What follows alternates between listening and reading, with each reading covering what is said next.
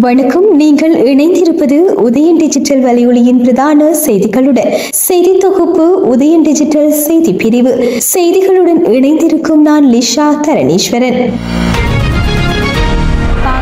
துறை தையட்டி பகுதியில் சட்டவிரோதமாக அமைக்கப்பட்ட விகாரையில் புதிய கட்டுமானம் ஒன்றுக்காக குழியொன்று வெட்டப்பட்டிருப்பது வெளிச்சத்துக்கு வந்துள்ளது. வலிகாமம் வடக்கு பிரதேச சபையின் மாதாந்த அமர்வு பிரதேச சபையின் தவிசாளர் சோமசுந்தரம் சுகீர்த்தன் தலைமையில் நேற்று பிற்பகல் இடம்பெற்றது. இதன்போது தையிட்டியில் சட்டவிரோதமாக அமைக்கப்பட்டுள்ள விகாரை தொடர்பில் பிரதேச சபையால் சட்ட நடவடிக்கை எடுக்கப்பட வேண்டும் என ஐக்கிய மக்கள் சக்தியின் உறுப்பினர் வன்னியசிங்கம் பிரபாகரன் தீர்மானம் ஒன்றை முன்வைத்தார். குறித்த தீர்மானம் சபையில் ஏகமனதாக நிறைவேற்றப்பட்டது. தொடர்ந்து கருத்து தெரிவித்த வன்னியசிங்கம் பிரபாகரன் குறித்த வழக்கில் பிரதேச சபையின் சார்பில் ஜனாதிபதி சட்டத்தரணி M.A. சுமந்திரன் முன்னிலையாக வேண்டும் என தவிசாளரிடம் கோரிக்கையொன்றையும் முன்வைத்தார். இதற்கு பதில் வழங்கிய தவிசாளர் குறித்த வழக்கில் பிரதேச சபையின் சார்பில் ஜனாதிபதி சட்டத்தரணி M.A. சுமந்திரன் இலவசமாகவே செய்வார் என சபையில் வாக்குறுதியை வழங்கினார். இதனை அடுத்து சட்ட நடவடிக்கை எடுப்பதற்கான நடவடிக்கைகள் முழுவீச்சில் முன்னெடுக்கப்பட்டு வருவதாக வலி வடக்கு பிரதேச சபை தகவல்கள் தெரிவிக்கின்றமை சுட்டிக்காட்டத்தக்கது. யாழ்ப்பாணத்தில் உயிர்கொல்லி போதைப் பொருளுடன் 3 இளைஞர்கள் நேற்றைய தினம் கைது செய்யப்பட்டுள்ளனர்.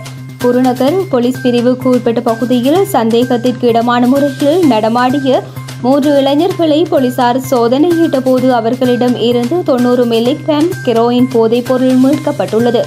அதனை அடுத்து மூவரையும் கைது செய்ய போலீசார் அவர்களை குருநகர் போலீஸ் நிலையத்தில் தடுத்து வைத்து விசாரணைகளை முன்னெடுத்து வருகின்றனர்.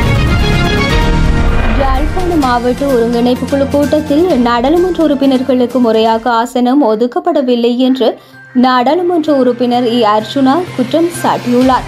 யாழ்ப்பாண மாவட்ட செயலகத்தில் நேற்று நடைபெற்ற அபிவிருத்தி ஒருங்கிணைப்பு குழு கூட்டத்தில் அவர் மேலும் தெரிவிக்கையில், ஏனைய மாவட்டங்களின் ஒருங்கிணைப்பு குழு கூட்டங்களில் நாடாளுமன்ற உறுப்பினர்களுக்கு ஆசனங்கள் மேடையில் ஒதுக்கப்படுகின்றன. யாழ்ப்பாண மாவட்டத்தில் மட்டுமே வேறு மாதிரியாக இடங்கள் ஒதுக்கப்படுகின்றன என்றார். இதையடுத்து ஒருங்கிணைப்பு குழு தலைவர் அமைச்சர் சந்திரசேகர், யாழ்ப்பாணத்தில் இதுவரை காலமும் நாடாளுமன்ற உறுப்பினர்களுக்கு ஆசனங்கள் ஒதுக்கப்பட்ட நடைமுறையே இப்போதும் பின்பற்றப்படுகின்றது.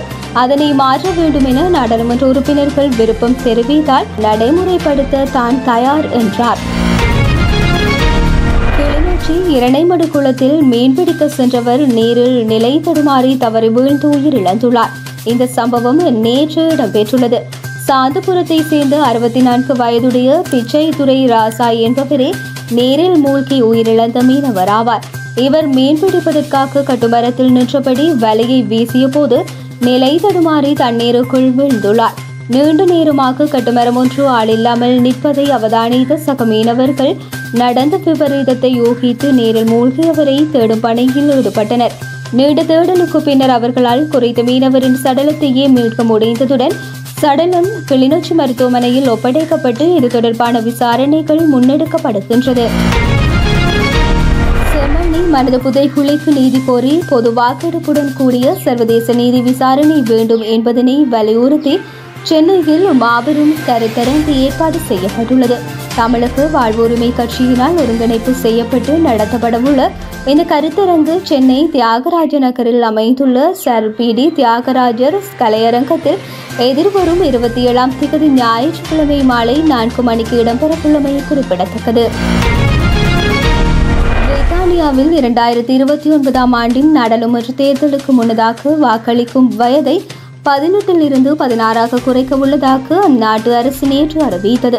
ஐரோப்பிய நாடான பிரித்தானியாவில் பிரதமர் ஹெய்ர் ஸ்டாமர் தலைமையில் தொழிலாளர் கட்சி ஆட்சியில் உள்ளது. இந்த கட்சி ஜூலை 2024 நாடாளுமன்ற தேர்தலில் வெற்றி பெறுவதற்கு முன்பே வாக்களிக்கும் வயது குறைக்கப்படும் என உறுதியளித்தது.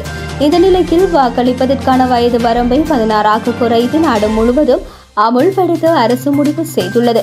அந்த வகையில் 16 வயது பூர்த்தி அடைபவர்களின் பெயர் தானாகவே வாக்காளர் பட்டியலில் இடம்பெறும் வசதியையும் அறிமுகப்படுத்த உள்ளதாக தெரிவிக்கப்பட்டுள்ளமை குறிப்பிடத்தக்கது.